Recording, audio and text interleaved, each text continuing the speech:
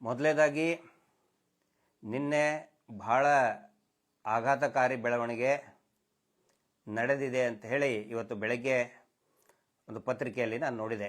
SITಯ ಒಳಗಡೆನೆ ಭೀಮನಿಗೆ ಹೆದರಿಕೆ ಆಗುವಂತಹ ಪ್ರಯತ್ನ ನಡೆದಿದೆ. ಇದು ನಿಜಕ್ಕೂ ಕೂಡ ನಮ್ಮೆಲ್ಲರಿಗೂ ಕೂಡ ಬಿಗ್ ಶಾಕಿಂಗ್ ಇದು.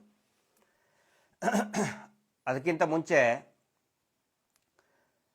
ಈ ಒಂದು ಗ್ಯಾಗ್ ಆರ್ಡರ್ ತಗೊಂಡು ಬಂದಿದ್ದರು.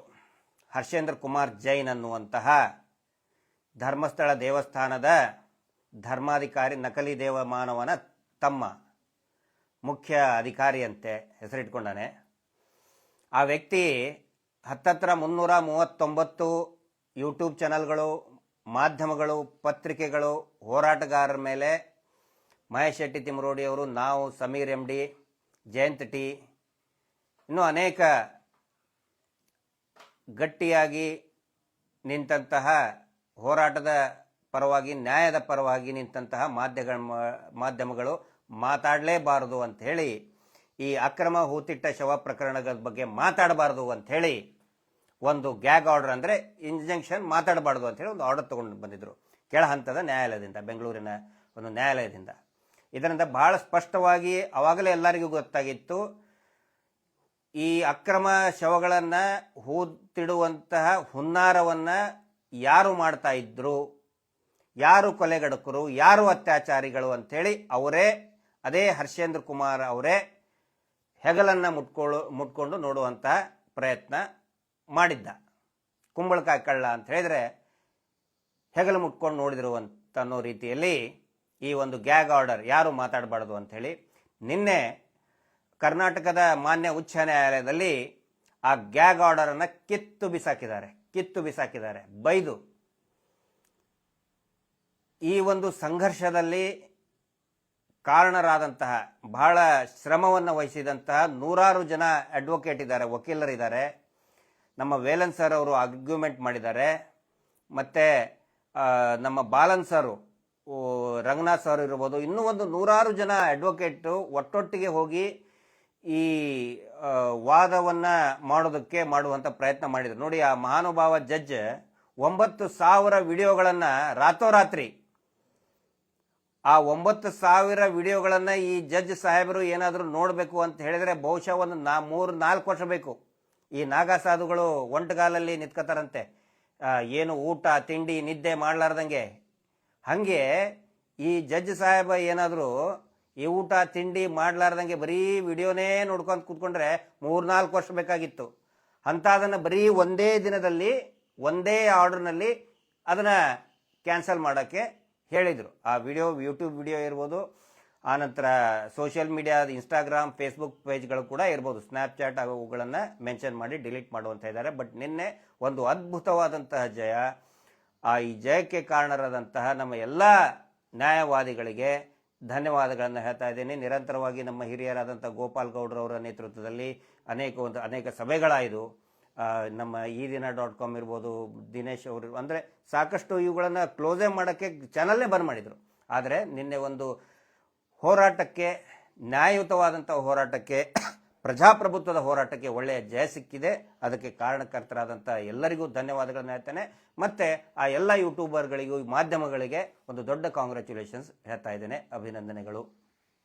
ಈಗ ನಿನ್ನೆ ರಾತ್ರಿ ನಡೆದಂಥ ಆಘಾತಕಾರಿ, ಬಹುಶಃ ರಾತ್ರಿ ಅನ್ನೋಕ್ಕಿಂತ ಸಾಯಂಕಾಲ ಅಂತ ಪತ್ರಿಕೆಯಲ್ಲಿದೆ, ಬೆಂಗಳೂರು ಪೋಸ್ಟಲ್ಲಿ ಬೆಳಿಗ್ಗೆ ಒಂದು 7-8 ಗಂಟೆಗೆ ನಾನು ನೋಡಿದೆ. ಈ ಮಂಜುನಾಥ್ ಗೌಡ ಅನ್ನೋರು SITಯ ಅಧಿಕಾರಿ, ಅಂದರೆ ಫಸ್ಟ್ ಫೇಜ್ನಲ್ಲಿ SITಯಲ್ಲಿ ಅಧಿಕಾರಿಗಳನ್ನು ನೇಮಕ ಮಾಡೋದಕ್ಕೆ ಫಸ್ಟ್ ಫೇಜಲ್ಲಿ ಒಂದು 4 ಜನ IPS ಅಧಿಕಾರಿಗಳು, ಎಲ್ಲರೂ ಕೂಡ ಒಳ್ಳೆಯ ಹೆಸರು ಇರುವಂಥ ಅಧಿಕಾರಿಗಳು. ನಮ್ಮ ಪ್ರಣಬ್ ಮೊಹಂತಿ ಸಾಹೇಬ್ ಜೊತೆಗೆ ಎಲ್ಲರೂ ಕೂಡ ಒಳ್ಳೆಯ ಅಧಿಕಾರಿಗಳೇ.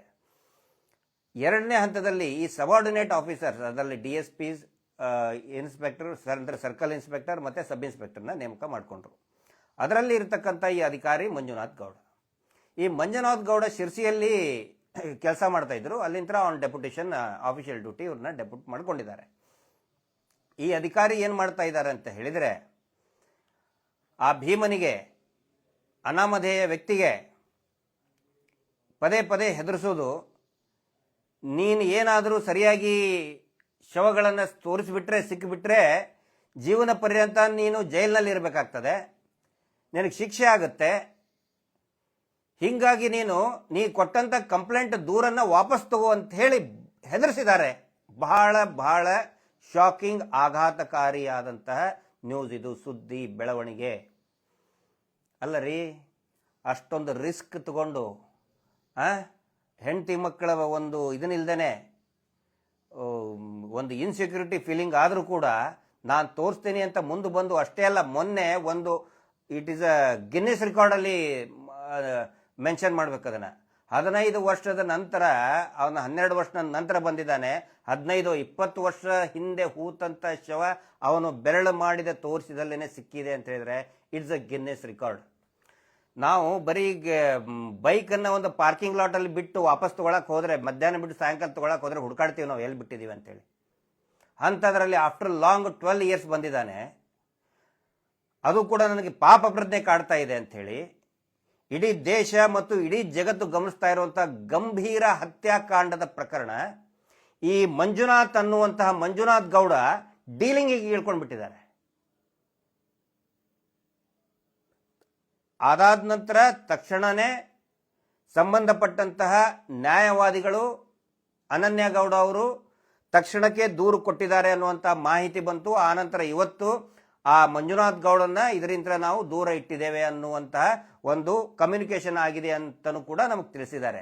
ಅವನನ್ನು ದೂರ ಇಟ್ಟಿದ್ದು ಸಮಾಧಾನಕರ ವಿಷಯ, ಆದರೆ ದೂರ ಇಡುವುದು ಸಾಕಾಗುವುದಿಲ್ಲ. ಅವನನ್ನ, ಆ ಮಂಜುನಾಥ್ ಗೌಡ ಅನ್ನುವಂತಹ ಅಧಿಕಾರಿಯನ್ನ, ಇನ್ಸ್ಪೆಕ್ಟರ್ನ ಬಂಧಿಸಲೇಬೇಕಾಗುತ್ತೆ. ಬೇರೆ ಬೇರೆ ವಿಷಯಗಳನ್ನು ನಾವು, ಅಂದರೆ ಒಂದಿಷ್ಟು ಇನ್ಪುಟ್ಸ್ ನಮಗೆ ಬರ್ತಾ ಇದೆ ಈ ಸುದ್ದಿ ಬಂದ ತಕ್ಷಣ. ಅದರಲ್ಲಿ ಈ ವ್ಯಕ್ತಿ ಏನ್ ಮಾಡ್ತಾ ಇದ್ದಾನೆ ಅಂತ ಹೇಳಿದ್ರೆ, ನಾನು SIT ಹಿರಿಯ ಅಧಿಕಾರಿಗಳ ಗಮನಕ್ಕೂ ತರ್ತಾ ಇದ್ದೀನಿ, ಸಾರ್ವಜನಿಕರ ಗಮನಕ್ಕೂ ಕೂಡ ತರ್ತಾ ಇದ್ದೀನಿ, ತರಬೇಕು. ಯಾಕಂದ್ರೆ ದಟ್ ಈಸ್ ಅವರ್ ರೈಟ್. ನಾವು ಒಬ್ಬ ಆಕ್ಟಿವಿಸ್ಟ್ ಆಗಿ, ಜನಸಾಮಾನ್ಯರಾಗಿ ಏನೇನು ನಮಗೆ ಇನ್ಪುಟ್ಸ್ ಇರ್ತದೆ, ಏನೇನು ಮಾಹಿತಿಗಳಿರ್ತದೆ, ಅದನ್ನ ಪಾರದರ್ಶಕವಾಗಿ ಸಾರ್ವಜನಿಕರಿಗೆ ತಲುಪಿಸುವುದು ನಮ್ಮ ಜವಾಬ್ದಾರಿ. ಮತ್ತೆ ಸಂಬಂಧಪಟ್ಟ ಅಧಿಕಾರಿಗಳು ಕೂಡ ಇದನ್ನು ಗಮನಿಸಬೇಕು ಅಂತ ಹೇಳ್ತಾ ಇದ್ದೇನೆ. ಇವತ್ತಿನವರೆಗೂ ಕೂಡ ಸೌಜನ್ಯ ಹೋರಾಟದಲ್ಲಿ ನಾವು ಯಾವುದು ಮುಚ್ಚುಮರೆ ಮಾಡಲ್ಲ. ಸಾರ್ವಜನಿಕರೊಂದಿಗೆ, ಸಹ ಹೋರಾಟಗಾರರೊಂದಿಗೆ ಒಂದು ಟ್ರಾನ್ಸ್ಪರೆನ್ಸಿಯನ್ನ ಮೇಂಟೈನ್ ಮಾಡ್ತಾ ಬಂದಿದ್ದೀವಿ. ಅದರ ಭಾಗವಾಗಿ ನಾನು ಹೇಳ್ತಾ ಇದ್ದೀನಿ, ಈ ಮಂಜುನಾಥ್ ಗೌಡ್ರು ಏನ್ ಮಾಡ್ತಾ ಇದ್ರು ಅಂದ್ರೆ, ಇನ್ಸ್ಪೆಕ್ಟರ್ SIT ಅಧಿಕಾರಿಗಳು FSLಗೆ ಮೊನ್ನೆ ತಾವು ನೋಡಿರ್ಬೋದು, ಆ ಆಸ್ತಿ ಪಂಜರ ಸಿಕ್ತು ಅಂತೇಳಿ 3ನೇ ದಿನ ನೋಡಿ, FSLಗೆ ಒಂದು ಪ್ರತಿಷ್ಠಿತ FSLಗೆ ಕಳಿಸಿದ್ದಾರೆ. ಆದರೆ ಯಾವ FSL ಅಂತ ಹೇಳಿ ನಿಖರವಾಗಿ ಹೇಳಕ್ ಬರೋದಿಲ್ಲ, ಹೇಳಬಾರ್ದು. ಯೂಶುವಲಿ ಸೆನ್ಸಿಟಿವ್ ಕೇಸ್ನಲ್ಲಿ ಹೇಳಲ್ಲ, ಯಾಕಂದ್ರೆ ಅಲ್ಲಿನೂ ಕೂಡ ಇನ್ನೇನಾದರೂ ಪ್ರಭಾವ ಬೀರ್ತಾರಂತ ಹೇಳಿಲ್ಲ. ಆದರೆ ಈ ವ್ಯಕ್ತಿ ಮಂಜುನಾಥ್ ಗೌಡ ಆ FSL ಎಷ್ಟು ಬಾಕ್ಸ್ ಹೋಗ್ತಾ ಇದೆ ಅನ್ನೋದನ್ನ ಫೋಟೋ ತೆಗೆದು ಯಾವ ದೇಶದ ಯಾವ FSLಗೆ ಹೋಗ್ತಾ ಇದೆ ಅನ್ನೋದನ್ನ ವಾಟ್ಸಪ್ ಅಲ್ಲಿ ಕಳಿಸ್ತಾ ಇದ್ದಾರೆ ಮಂಜುನಾಥ್ ಗೌಡ್ರು. ಯಾರ್ಯಾರು ಕಳಿಸ್ತಾ ಇದ್ದಾರೆ ಅಂತ ಹೇಳಿದ್ರೆ, ಮಹಾವೀರ್ ಜೈನ್, ಇದೇ ನಕಲಿ ನಮ್ಮ ದೇವಮಾನವನ ಈ ಸೌಜನ್ಯ ಇದಕ್ಕೆ ನಾಲ್ಗೆ ಹಿರಿದು ಹೆದರಿಕೆ ಹಾಕಿದ್ನಲ್ಲ 2 ವರ್ಷದ ಹಿಂದೆ, ಅದೇ ಮಹಾವೀರ್ ಜೈನ್. ಒಂದು ಸಿಂಡಿಕೇಟ್ ಇದೆ, ಆ ಸಿಂಡಿಕೇಟ್ ಅಲ್ಲಿ ಡೀಲಿಂಗ್ ಮಾಡುವಂತ ಸಿಂಡಿಕೇಟ್ ಅದು. ರಾಕೇಶ್ ಶೆಟ್ಟಿ, ಅಜಿತ್ ಜೈನ್, ಈ ಗಿಳಿಯಾರ್ ಎಲ್ಲ ಡೀಲ್ ಮಾಸ್ಟರ್ಗಳು, ಅವ್ರಿಗೆ ಕಳಿಸ್ತಾ ಇದ್ದಾನೆ. ನೋಡಿ ಇಲ್ಲಿ ಹಿಂಗಿಂಗೆ ಅಂತ ಹೇಳಿ FSLಗೆ ಹೋಗ್ತಾ ಇರುವಂತಹ ಮಾಹಿತಿಗಳನ್ನ, ಎಷ್ಟು ಬಾಕ್ಸ್ ಹೋಯ್ತು ಅಂತ ಹೇಳಿ. ಆಮೇಲೆ ನೇರವಾಗಿ ಇದೇ ಮಂಜುನಾಥ್ ಗೌಡ ನಕಲಿ ದೇವಮಾನವನ ಸ್ವಂತ ತಮ್ಮ ಸುರೇಂದ್ರನ ಅಡಿಯಲ್ಲಿ ಕೆಲಸ ಮಾಡ್ತಾ ಇದ್ದಾನೆ. ಅವರಿಗೆ ಎಲ್ಲಾ ಮಾಹಿತಿಯನ್ನು ಕೂಡ ಸೆಟ್ಟಿಂಗ್ ಸುರೇಂದ್ರ ಅಂತ ಹೇಳಿ, ಆ ಸೆಟ್ಟಿಂಗ್ ಸುರೇಂದ್ರನಿಗೆ ಎಲ್ಲಾ ಮಾಹಿತಿ ಕಳಿಸ್ತಾ ಇದ್ದಾನೆ ಅನ್ನುವಂತ ಅನೇಕ ವಿವರಗಳು ಬರ್ತಾ ಇದೆ. ದಯವಿಟ್ಟು ಅವನ್ನ, ಆ ಮಂಜುನಾಥ್ ಗೌಡನ ಮೊಬೈಲ್ ಅನ್ನ, ವಾಟ್ಸಪ್ ಇರ್ಬೋದು, ಇನ್ನೇನೇ ಇರ್ಬೋದು, ದಯವಿಟ್ಟು ರಿಟ್ರೈವ್ ಮಾಡಿ. ಈಗ ಪಟ್ಟಿ ಮಾಡಿದ್ನಲ್ಲ ಅಜಿತ್ ಜೈನ್, ವಸಂತ್ ಗಿಳಿಯಾರ್, ಅವ್ರನ್ನೆಲ್ಲರನ್ನು ದಯವಿಟ್ಟು ಅರೆಸ್ಟ್ ಮಾಡಬೇಕು. ಯಾರೀ ಅವ್ರು ಇಂಟರ್ಫಿಯರ್ ಆಗೋದಕ್ಕೆ? ಯಾಕೆ ಇಂಟರ್ಫಿಯರ್ ಆಗ್ತಾ ಇದ್ದಾರೆ ಪದೇ ಪದೇ? ಒಂದು ಕಡೆ ನಾವು ಊಹಾಪೋಹ ಆಗಬಾರ್ದು, ಯಾರು ದಂಗೆ ಎಬ್ಬಿಸಬೇಡಿ, ಕಾನೂನು ಸುವ್ಯವಸ್ಥೆ ಕಾಪಾಡಬೇಕು ಅಂತ ನಾವು ಪದೇ ಪದೇ ಹೇಳ್ತಾ ಇದ್ದೀವಿ. ಇಲ್ಲಿ ಇವರು ಒಂದಿಷ್ಟು ಜನ ಪಂಚಾಯಿತಿಯವರು, ಯಾರವನು ಪುಟಾಣಿ, ಶ್ರೀನಿವಾಸ್ ಪುಟಾಣಿ, ಕೇಶವ ಅಂತ ಹೇಳಿದವನು, ಪಂಚಾಯಿತಿಯವರು. ಆಮೇಲೆ ಇನ್ನೊಬ್ರು ಆ್ಯಡ್ ಆಗಿದ್ದಾರೆ, ಮಹಾನುಭಾವ ಯಾರು ಅವನು, ಮಹಾಬಳ ಶೆಟ್ಟಿ ಅಂತ, ಖ್ಯಾತ ತಜ್ಞ ವೈದ್ಯ, ಫಾರೆನ್ಸಿಕ್ ತಜ್ಞ ಅಂತ ಏನೇನೋ ಟೈಟಲ್ ಆಗ್ತಾ ಇದ್ದಾರೆ. ಇದೇ ಸೌಜನ್ಯ ಪ್ರಕರಣದಲ್ಲಿ 12ನೇ ತಾರೀಕಿಗೆ, ಅಕ್ಟೋಬರ್ 12, 11ನೇ ತಾರೀಕಿಗೆ, ಯಾವಾಗ ಸಂತೋಷ್ ರಾವ್ ಅನ್ನ ಈ ಅತ್ಯಾಚಾರಿಗಳು ಹಿಡ್ಕೊಂಡು ಬಂದು ಬಾಹುಬಲಿ ಬಟ್ಟದಿಂದ ಹಿಡ್ಕೊಂಡು ತಗೊಂಡು ಬರ್ತಾರೆ, ಆವಾಗ ಅದರ ಮರುದಿನ 12ನೇ ತಾರೀಕಿಗೆ ಬೆಳಿಗ್ಗೆ ಸರ್ಕಾರಿ ವೈದ್ಯಾಧಿಕಾರಿಯಾದಂತಹ ಶ್ರೀ ಆಡಮ್ ಅವರು, ಡಾಕ್ಟರ್ ಆಡಮ್ ಅವರು ಒಂದು ರಿಪೋರ್ಟ್ ಕೊಡ್ತಾರೆ. ಸಂತೋಷ್ ರಾವ್ ಮರ್ಮಾಂಗದ ಮೇಲೆ ಯಾವುದೇ ಗಾಯ ಇಲ್ಲ ಅಂತ ಕೊಡ್ತಾರೆ. ಸಾಯಂಕಾಲ ಮತ್ತೆ private KS Hegde medical institute private ಇನ್ಸ್ಟಿಟ್ಯೂಟ್ಗೆ ಕರ್ಕೊಂಡು ಹೋಗ್ತಾರೆ. ಯಾಕೆ ಕರ್ಕೊಂಡು ಹೋದ್ರು ಗೊತ್ತಿಲ್ಲ, ಅವಶ್ಯಕತೆ ಇದ್ದಿದ್ದಿಲ್ಲ. ಅಲ್ಲಿರ್ತಕ್ಕಂಥ ಇದೇ ಮಹಾಬಳ ಶೆಟ್ರು ಅವನ ಮರ್ಮಾಂಗದ ಮೇಲೆ ಗಾಯ ಇದೆ ಅಂತ ಕೊಡ್ತಾರೆ. ಸಂಪೂರ್ಣ ತಪ್ಪು ವರದಿಯನ್ನ ಹೇಳ್ತಾ ಇದಾರಲ್ಲ, ನಾವು ಕಣ್ಣು ಮುಚ್ಕೊಂಡು ಹೇಳ್ಬಿಡ್ತೀವಿ, ಅದು ಮೂಳೆ ಗಂಡಿಂದ ಹೆಣ್ಣಿಂದ ಅಂತೇಳಿ ಇವ್ರು ಕಣ್ಣು ಮುಚ್ಕೊಂಡು ಹೇಳಿದ್ದಕ್ಕೆ ಸೌಜನ್ಯ ಪ್ರಕರಣವನ್ನ ಹಾಳಾಗಿ ಹೋಯ್ತು. ಈಗ ಮತ್ತೆ ಇದೇ ಮಹಾಬಳ ಶೆಟ್ಟರ್ ಹೇಳ್ತಾ ಇದ್ದಾರೆ, ನಾನೇ 20-30 ಏನೋ ಪೋಸ್ಟ್ ಮಾರ್ಟಮ್ ಮಾಡಿಬಿಟ್ಟಿದ್ದೀನಿ ಅಂತ ಹೇಳ್ತಾರೆ. ಎಲ್ಲಿ ಅಲ್ಲಿ ಬಂದು ಸ್ಥಳಕ್ಕೆ ಬಂದು, ಅಂದ್ರೆ ಈ ಮಸಾಜಿಗೆ ಬರ್ತಾರಲ್ಲ, ಕರದಲ್ಲಿ ಬರ್ತಾರಲ್ಲ, ಹಂಗೆ ಅಲ್ಲಿ ಬಂದು ನೇತ್ರಾವತಿ ಕಾಡಲ್ಲಿ ಬಂದು, ಆ ಕಾಡಲ್ಲಿ ಹೋಗಕ್ಕೆ ಆಗದಲ್ಲ ರೀ. ನೋಡಿದ್ರಲ್ಲ TV ಚಾನಲ್ ಅಲ್ಲಿ ಎಲ್ಲರೂ ನೋಡಿದ್ದಾರೆ ಹೆಂಗ್ ಹೋಗ್ತಾ ಇದಾರೆ, ಹೋಗೋದು ಎಷ್ಟು ಕಷ್ಟ ಇದೆ. ಅಲ್ಲಿ ಹೋಗಿ ಇವರೇ ಪೋಸ್ಟ್ ಮಾರ್ಟಮ್ ಮಾಡೋದಲ್ಲ, ಇವರೇ ಹೂತ್ ಹಾಕಿದ್ರಂತೆ. ಡಾಕ್ಟರ್ ಯಾವಾಗ ಹೂತ್ ಹಾಕೋದು ಕಲ್ಸಿದ್ರಿ? ನೀವು MBBS ಮಾಡಿದ್ದೇನು ನೆಲ ಆಗ್ಯಾದ ಕಲ್ಸಿದಾರ? ನಿಮ್ಮ MBBS ಇದ್ದಾಗ ನಾನೇ ಹೂತಾಗಿದ್ದಿದೆ. ಹೌದು, ಡಾಕ್ಟ್ರು ತೀರಾ ಕೊಳತು ಹೋದಂಥ ಪ್ರದೇಶದಲ್ಲಿ ಬರ್ತಾರೆ, ಅದನ್ನೇನು ಪೋಸ್ಟ್ ಮಾರ್ಟಮ್ ಮಾಡೋ ಕಂಡೀಷನ್ ಇರಲ್ಲ ಕೊಳತಿದ್ದು. ಯೂಶುವಲಿ ಕಂಪೌಂಡರ್ಗಳನ್ನು, ಅಸಿಸ್ಟೆಂಟ್ಗಳನ್ನ ಕಳಿಸಿದ್ದಾರೆ, ನಾವು ನೋಡಿದ್ದೀವಿ, ನಾವು ಮಾಡಿಸಿದ್ದೀವಿ ಹಾಗೆ. ಆದರೆ ಯಾವ ಕಾರಣಕ್ಕಾಗಿ ಸ್ಥಳದಲ್ಲಿನೇ ನೀವು ಮಾಡಿದ್ದೀವಿ ಅಂತೇಳಿ ಅದಕ್ಕೆ ವರದಿ ಇರ್ತದೆ, ಕೊಡಿ ಮಹಾಬಳ ಶೆಟ್ಟರ್. ನೀವು ಅದನ್ನು ಸುಮ್ಮನೆ ಬೊಗಳೆ ಬಿಡಬೇಡಿ. ನೀವು ಹಿಂದೆ ಸೌಜನ್ಯ ಪ್ರಕರಣದಲ್ಲಿ ಕೂಡ ಇದೇ ಪವರ್ ಟಿವಿಯಲ್ಲಿ ಬಂದು ಬೊಗಳೆ ಬಿಟ್ಟು ಹೋದ್ರಿ, ತಪ್ಪು ವರದಿಯನ್ನು ಕೊಟ್ಟಿದ್ದೀರಿ. ನಾನು ಮಹಾಬಳ ಶೆಟ್ಟರ್ಗೆ ಹೇಳ್ತಾ ಇದ್ದೇನೆ, ತಾವು ದೊಡ್ಡವರಿದ್ದೀರಿ, ಒಂದು ಗೌರವವನ್ನು ಇಟ್ಕೊಳ್ಳಿ. ಇವ್ರು ಹೇಳ್ತಾರೆ ಚಿನ್ನ ಇಟ್ಟಿತ್ತು ಬಾಡಿ ಮೇಲೆ, ಪಂಚಾಯತಿಯವ್ರು ಹೇಳ್ತಾರೆ ಹಂಗಿದ್ರೆ ಬಾಡಿ ಮೇಲೆ ಚಿನ್ನ ಇಟ್ಕೊಂಡೆ ಪೋಸ್ಟ್ ಮಾರ್ಟಮ್ ಮಾಡ್ತಿದ್ರ ಸ್ಥಳದಲ್ಲಿ. ಮಹಾಬಳ ಶೆಟ್ಟರು ಉತ್ತರ ಕೊಡ್ಬೇಕಲ್ಲ ನೀವು. 20-30 ನಾನೇ ಹೂತ್ ಹಾಕಿದ್ದೀನಿ ಅಂತ ಹೇಳಿದ್ರೆ ವರದಿ ಕೊಡಿ, ಅದ್ರದ್ದು ಫೋಟೋ ಕೊಡಿ. ರಿಸರ್ವ್ ಫಾರೆಸ್ಟ್ ಅಲ್ಲಿ ಹೂತ್ ಹಾಕುವಂತ ರೈಟ್ಸ್ ಯಾವ್ದಿದೆ ಅದಕ್ಕೆ ವರದಿ ಕೊಡಿ. ದಯವಿಟ್ಟು ಈ ಮಹಾಬಳ ಶೆಟ್ಟಿ ಮತ್ತು ಪಂಚಾಯತಿದವ್ರನ್ನ ಅರೆಸ್ಟ್ ಮಾಡಬೇಕು. ಈ ರಾಜ್ಯದ ಗೃಹ ಸಚಿವರೇ ಹೇಳ್ತಾ ಇದ್ದಾರೆ, ನೀಟಾಗಿ ಪಾರದರ್ಶಕವಾಗಿ ತನಿಖೆ ಆಗಲಿ, ನಾವಿದರಲ್ಲಿ ಇಂಟರ್ಫೇರ್ ಆಗೋದಿಲ್ಲ ವರದಿ ಬರುವವರಿಗೆ ಅಂತೇಳಿ ಸ್ವತಃ ಗೃಹ ಸಚಿವರು ಹೇಳ್ತಾರೆ. ಮುಖ್ಯಮಂತ್ರಿಗಳು ಹೇಳ್ತಾ ಇದ್ದಾರೆ. ಇವ್ರು ಯಾರೋ ಆದೇಶ ಕೊಡಕ್ಕೆ ಮಹಾಬಳ ಶೆಟ್ಟಿ ಪ್ರೈವೇಟ್ ಇನ್ಸ್ಟಿಟ್ಯೂಟ್ದವರು? ಇವನ್ಯಾವನು ರಾಕೇಶ್ ಶೆಟ್ಟಿ ಇವತ್ತಿನದಲ್ಲಿ ಬಂದು ಧರ್ಮಸ್ಥಳದಲ್ಲಿ ಬಂದು ನೇತ್ರಾವತಿದಲ್ಲಿ ಬಂದು ಅವನು ಬರ್ತಾನಂತ ಹೇಳಿ ಈ ಸಂಘ ಯಾರು ಬಡ್ಡಿ ದಂಧೆಯಲ್ಲಿರುವಂತ ಆ ಸಂಘದ ಸದಸ್ಯರನ್ನು ಕರೆಸಿ, ಬಲವಂತವಾಗಿ ಕರೆಸಿ ಅಲ್ಲಿ ಸಭೆ ಮಾಡ್ತಾ ಇದ್ದಾನೆ ರಾಕೇಶ್ ಶೆಟ್ಟಿ ಕುಂದಿರ್ಸ್ಕೊಂಡು. ಅಂದ್ರೆ ಹೇಳೋರು ಕೇಳೋರು ಯಾರಿಲ್ವಾ ಇವ್ರಿಗೆ? ಇನ್ನೊಬ್ಬನು ಹೇಳ್ತಾನೆ ಅವನು ಚಿನ್ನ ಕದೀತಿದ್ದಂತೆ, ಚಿನ್ನ ಕದ್ದ ಮೇಲೆ ಅವನು ನದಿ ಒಳಗೆ ಹೋಗಿ, ಒಳ್ಳೆ ಸ್ವಿಮ್ಮರ್ ಅಂತೆ, ನದಿ ಒಳಗೆ ಹೋಗಿ ಅದನ್ನ ಇಡ್ತಿದ್ದಂತೆ, ಆಮೇಲೆ ಬಂದು ತಗೋತಿದ್ದಂತೆ. ಅಂದ್ರೆ ಅಲ್ಲಿ ಆ ಮತ್ಸ್ಯ ಕನ್ಯೆ ಇತ್ತು ಕಾಣ್ತದೆ ಅವನಿಗೆ, ಭೀಮನಿಗೆ ಒಂದು ಮತ್ಸ್ಯ ಕನ್ಯೆ ಜೊತೆಗೆ ಒಂದು ಫ್ರೆಂಡ್ಶಿಪ್ ಇತ್ತಂತ ಕಾಣ್ತದೆ. ಇಳಿದು ಮತ್ಸ್ಯ ಕನ್ಯೆಗೆ ಆ ಬಂಗಾರ ಹಾಕಿ ಬೇಕಂದಾಗ ತಗೊಂಡು ಬರ್ತಿದ್ನಂತ. ಎಷ್ಟು ಹುಚ್ಚುತನದ ಹೇಳಿಕೆಯನ್ನು ಕೊಡ್ತಾ ಇದ್ದಾರೆ. ಮತ್ತೆ ಯಾಕೆ ಪಂಚಾಯತಿಯ ದಕ್ಷಿಣ ಕನ್ನಡ ಜಿಲ್ಲೆಯ ಪಂಚಾಯತಿ ಇಲಾಖೆಯ CEO ಮಾತಾಡ್ತಾ ಇಲ್ಲ? ಯಾಕೆ ಕ್ರಮ ಕೈಗೊಳ್ತಾ ಇಲ್ಲ? ನೀವೇ ಹೂತು ಹಾಕಿದ್ರೆ ರಿಸರ್ವ್ ಫಾರೆಸ್ಟ್ ನಲ್ಲಿ ಎಲ್ಲ ಸಿಗ್ತಾ ಇದೆ. ಬರೀ ಮೊನ್ನೆ ಒಂದೇ ದಿನ ಅಲ್ಲ, ಬೇರೆ ದಿನಗಳಲ್ಲಿ ಕೂಡ ಮೂಳೆಗಳ ಅವಶೇಷಗಳು ಸಿಕ್ಕಿದೆ ಅನ್ನುವಂತ ಮಾಹಿತಿ ಇದೆ. ರಿಸರ್ವ್ ಫಾರೆಸ್ಟ್ ನಲ್ಲಿ ಹೂತು ಹಾಕಿದ್ರೆ ಯಾಕೆ ಅವ್ರ ಮೇಲೆ ಕ್ರಮ ಕೈಗೊಳ್ತಾ ಇಲ್ಲ? ಫಾರೆಸ್ಟ್ ಅಧಿಕಾರಿಗಳ ಮೇಲೆ ಯಾಕೆ ಕ್ರಮ ಕೈಗೊಳ್ತಾ ಇಲ್ಲ? ಪಂಚಾಯತಿ ಸಿಬ್ಬಂದಿ ಮೇಲೆ ಯಾಕೆ ಕ್ರಮ ಕೈಗೊಳ್ತಾ ಇಲ್ಲ? ಇದುವರೆಗೆ ಪ್ರತಿಯೊಂದಕ್ಕೂ ಪಂಚನಾಮೆ ಆಗಿದೆ, ಯಾಕೆ ಕ್ರಮ ಕೈಗೊಂಡಿಲ್ಲ? ಯಾಕೆ ಜಿಲ್ಲಾಡಳಿತ ಸುಮ್ಮನೆ ಕೂತ್ಕೊಂಡಿದೆ? ಪ್ರತಿಯೊಂದಕ್ಕೂ ಕೂಡ ಜಿಲ್ಲಾಡಳಿತ ಉತ್ತರ ಕೊಡಲೇಬೇಕಾಗುತ್ತೆ. ಇಲ್ಲಿ ನೋಡಿದ್ರೆ ಮಂಜುನಾಥ್ ಗೌಡ ನೇರ ಡೀಲಿಂಗ್ ಇಳಿದ್ಬಿಟ್ಟಿದ್ದಾರೆ. ಮಂಜುನಾಥ್ ಗೌಡರದು ಒಂದು ಇದನ್ನ ಹೇಳ್ಬೇಕು ನಿಮಗೆ, ಏನು ಆಸ್ತಿಯ ಅಕ್ರಮ ಆಸ್ತಿ ಏನೇನು ಮಾಡಿದ್ದಾರೆ, ಇವ್ರದ್ದು ಚಾರಿತ್ರೆ ಓದ್ತಾ ಇದ್ದೀನಿ. ಯಾಕಂತ ಹೇಳಿದ್ರೆ ಹಿಂದೆ ಯಾರೋ ಅವನು ಯೋಗೇಶನ್ ಇಟ್ಕೊಂಡು ಹಿಂಗೆ ಆಟ ಆಡಿದ್ರು ಅವರು. ಇವ್ರು ಏನ್ ಮಾಡ್ತಾನೆ, ನಕಲಿ ದೇವ ಮಾನವನ ಗ್ಯಾಂಗ್ ಇದೆಯಲ್ಲ, ಪೊಲೀಸರನ್ನು ಮುಂದಿಟ್ಕೊಂಡನೇ ಪ್ರಕರಣ ಹಾಳು ಮಾಡ್ತಾರೆ. ಹಿಂದೆ ಯೋಗೇಶನ್ ಇಟ್ಕೊಂಡ್ರು, ಭಾಸ್ಕರ್ ರಾಯ್ನ ಇಟ್ಕೊಂಡ್ರು, ಈ ಮಂಜುನಾಥ್ ಗೌಡನ್ ಮತ್ತೆ ಇನ್ನೊಬ್ಬ ಸತೀಶ್ ನಾಯಕ್ ಅಂತೇಳಿ. ಹೊನ್ನಾವರದಲ್ಲಿ ತಾಜ್ ಬಿಲ್ಡಿಂಗ್ 3 ತಿಂಗಳ ಹಿಂದೆ ಖರೀದಿ ಮಾಡಿದ್ದಾರೆ. ಹೊನ್ನಾವರದಲ್ಲಿ ಅರ್ಜುನ್ ಇನ್ ಹೊನ್ನಾವರದಲ್ಲಿ ಅರ್ಜುನ್ ಅಂತ ಹೇಳಿದ್ರೆ ಸತೀಶ್ ನಾಯಕನ ಮಗ. ಯಾರು ಸತೀಶ್ ನಾಯಕ್ ಅದು ಹೇಳ್ತೇನೆ ನಿಮಗೆ. ಕಂಫರ್ಟ್ ಇನ್ ಸತೀಶ್ ನಾಯಕ್ ಬೇನಾಮಿ ಆಸ್ತಿ, ಅದು ಕೂಡ ಯಾರ್ದು? ಈ ಸತೀಶ್ ನಾಯಕ ಹೆಂಡತಿ ಗಾಯತ್ರಿ ನಾಯಕ್ ಹೆಸರಲ್ಲಿದೆ. ಆನಂತರ 2-3 ಹೈ ಎಂಡೆಡ್ ಕಾರ್ ಇದೆ, ವೆಹಿಕಲ್ ಇದೆ. ಹಳ್ಳಂಕಿ ಗ್ರಾಮ ಹೊನ್ನಾವರದಲ್ಲಿ ಬಹಳ ದೊಡ್ಡದಾದಂಥ ತೋಟ ಇದೆ, ಅದು ಈ ಮಂಜುನಾಥ್ ಗೌಡನ ಅಕ್ರಮ ಆಸ್ತಿ ಇರ್ತದೆ. ಎಲ್ಲವೂ ಕೂಡ ಸತೀಶ್ ನಾಯಕ್ ಅವರ ಹೆಂಡತಿ ಹೆಸರಿನಲ್ಲೇ, ಮಗನ ಹೆಸರಲ್ಲೇ ಮಾಡಿದ್ದಾರೆ. ಮಂಜುನಾಥ್ ಗೌಡ ಭಟ್ಕಳದಲ್ಲಿದ್ದಾಗ ಅಕ್ರಮವಾಗಿ ಗೋ ಏನು ಸಾಗಿಸ್ತಾರಲ್ಲ ಅವ್ರ ಜೊತೆಗೆ ಶಾಮೀಲಾಗಿರೋದಕ್ಕೆ ಅವರನ್ನು ಸಸ್ಪೆಂಡ್ ಮಾಡಲಾಗಿತ್ತು ಭಟ್ಕಳದಲ್ಲಿ. ಸುಧೀರ್ ರೆಡ್ಡಿ ಸಾಹೇಬ್ರು ಕೇಳಿ ಹೇಳ್ತಾರೆ. ಕಾರವಾರದ SP ಸಾಹೇಬರು ಈ ವ್ಯಕ್ತಿ ಇಲಾಖೆಯಲ್ಲಿ ಇರೋದಕ್ಕೆ ಯೋಗ್ಯ ಇಲ್ಲ, ಇಲಾಖೆಯಿಂದ ಈ ಮಂಜುನಾಥ್ ಗೌಡನ ರಿಮೂವ್ ಮಾಡಬೇಕು ಅಂತ ವರದಿ ಕೊಟ್ಟಿದ್ದಾರೆ ಕಾರವಾರದ SP ಸಾಹೇಬರು.